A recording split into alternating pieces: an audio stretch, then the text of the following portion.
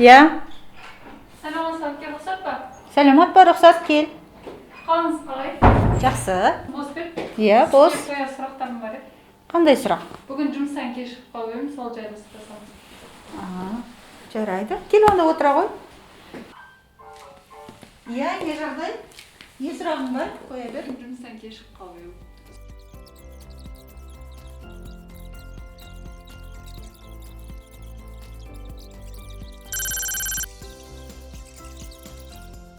Жарайды, рахмет әпке, мен түсіндім.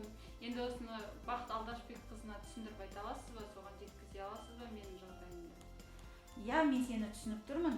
Көңіл күйің құрғанда біліп тұрмын. Бірақ одан ешқандай бір үлкен мәселе, бұл жерде үлкен мәселе жоқ. Мен Бақыт Алдашбекқызына ұжымдық шартты көрсетіп, түсіндіріп беремін.